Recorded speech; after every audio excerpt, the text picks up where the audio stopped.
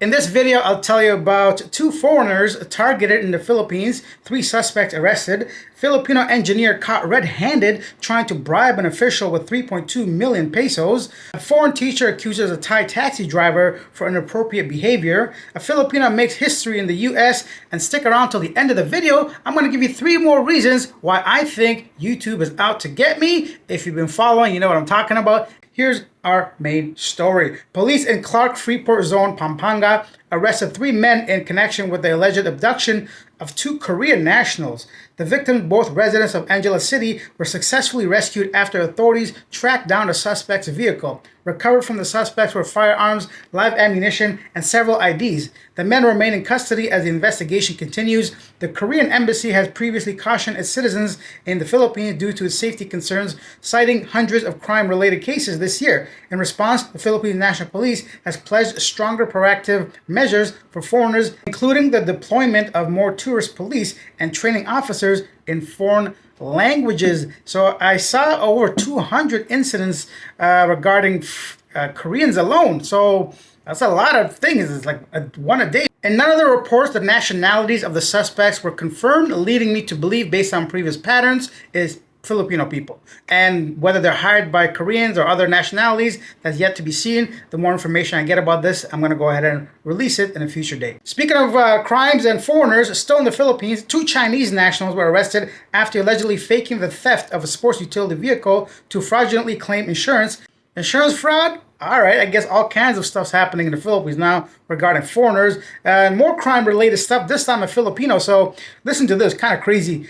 District engineer was caught red-handed, allegedly trying to hand over 3.2 million pesos to Batangas Representative Leandro Laveste in exchange for dropping a probe into questionable infrastructure projects in Batangas. Police said Laveste himself sought their help, leading to the arrest during a special operation in Taal. The suspects identified as Batangas 1st District Engineer Abelardo Calalo now faces charges for violating the Anti-Graft and Corrupt Practices Act. All right, come on. I think we can all agree that poor dude is just a messenger.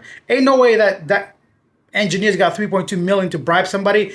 Regardless, whether he takes the fall or somebody else, this is something ongoing. If you don't know by now, there's a lot of these ghost projects in the Philippines because the flooding is getting out of control and people are like, hey, we put all this money towards floods and projects. So there's a whole lot of stuff going on when it comes to this stuff. Our next story actually is a little bit more on that. So this one in San Carlos. San Carlos City Mayor Renato Gustillo revealed that his signature was allegedly forged on a document linked to 3 flood control projects worth 306 million pesos in Negros Occidental, Philippines. The Department of Public Works and Highways Central Office sought confirmation from him regarding the authenticity of his signature on notices, contracts, and certificates related to projects.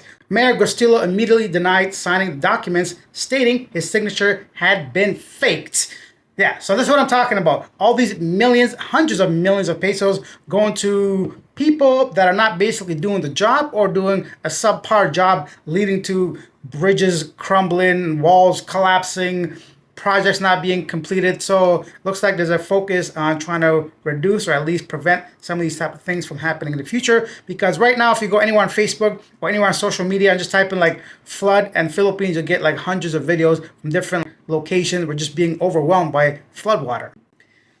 Speaking of flood water and overwhelm, I guess my mouth is being overwhelmed by the bottled water I got over there. This is what I gotta refill, man. This is gonna distract me. Let me go ahead and change my shirt over here. Staying in the Philippines, the suspects behind the series of robberies in Manglanilla and Talisay City in Cebu last week were arrested by police on Saturday. According to officials, they received a phone call about an armed man in Barangay Tubunak. They then managed to arrest the suspect, identified as alias Topper, 40, and Amboy, 20, both residents of Barangay Linao, Talisay City. A background investigation later confirmed that they were responsible for robbing victims in Manglanilla and the Talisay area. They were first identified after the owner of the motorcycle they used showed up at the police station and reported that the 2 suspects had borrowed his motorcycle and he had no idea what it was being used for.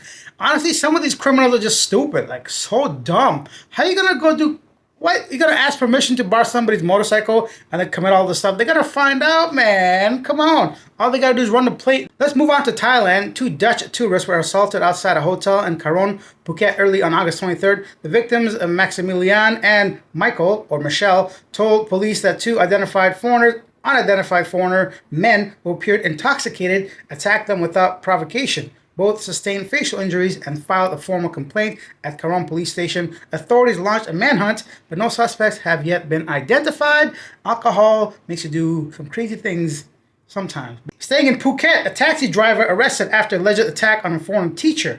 Police in Phuket have arrested an app-based, that's Grab-based taxi driver accused of attacking a 28-year-old foreign teacher. The victim reported that the driver forced her into a roadside forest late at night, did stuff to her, and stole her phone. Motorists passing by later helped her reach a hospital, and she filed a complaint with the police station. Authorities arrested the suspect at his home, where he admitted to stealing the phone, but denied the assault. The incident has sparked public concerns online, with many calling for stricter safety checks on ride-hailing drivers and transparency in handling such cases. Police say the investigation is ongoing, and Thailand has a lot of problems with these, especially Bolt drivers that do shit like this. It's crazy the amount of stuff you can find online, especially, of course, 99% of the time, I'd say women being assaulted by these drivers, which are stupid to me because everything's registered, right? All they gotta do is just run your plate once again or see who registered on what account.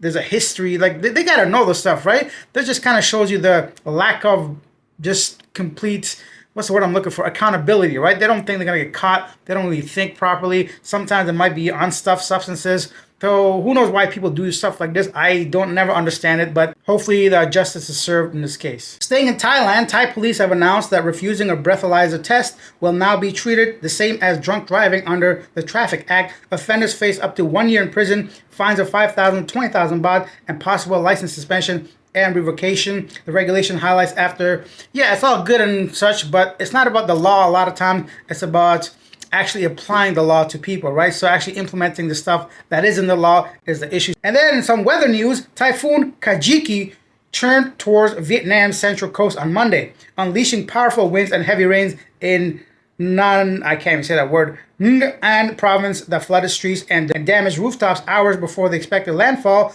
In the city of Vinh, waves surged and crashed onto beachfront parks and residences. They had to evacuate 30,000 people.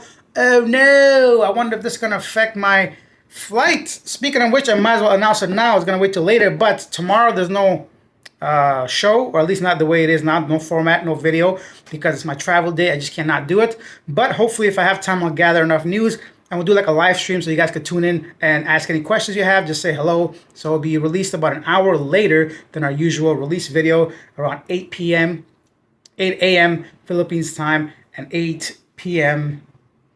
Eastern Standard Time. Something like that. An hour later than usual. Next up, a panicked call last night about a possibly injured or deceased infant found in a small alley by Pattaya business that brought a large amount of police, media, and rescue workers to the scene. Ended up in laughter and smiles as the infant ended up being just a rubber doll.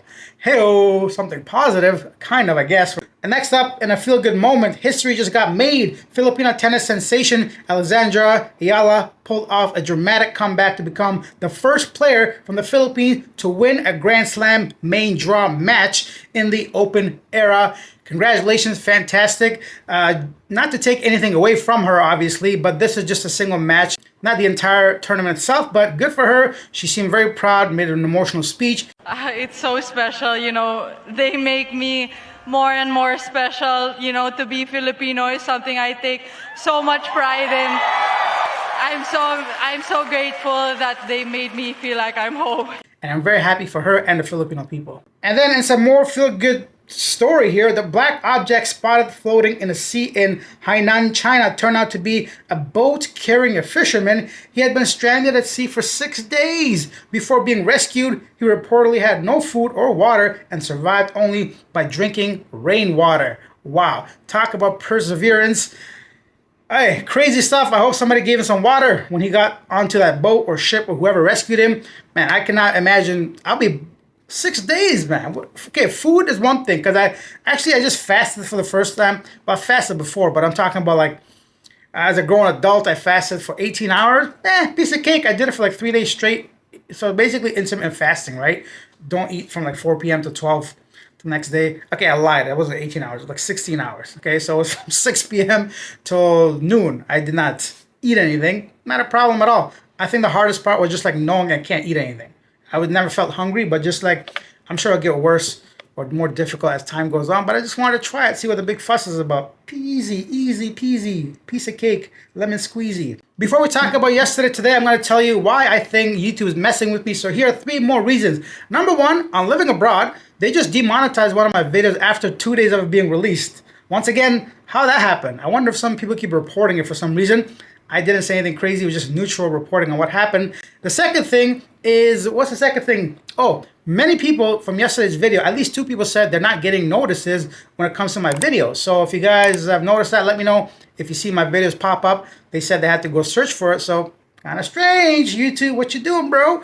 And the third thing, so for the past year or so, there's 2 individuals that have been really supporting the channel. Like, if it wasn't because of them, I'm not going to lie, I may not have been doing this because they basically helped along the way by buying me coffee, donating to the channel. Anyways, one of the individuals, they don't want to be named. They know who they are because they don't like glory and all that. But I haven't seen him around for like the past couple months. And by that, I mean I didn't see any comments or just his name or no email. So I'm going to message him after this. So I'm wondering if somehow, because some people said they're not showing my content to certain subscribers, if that's happening also. Oh, and the last thing, so I guess there's 4 things.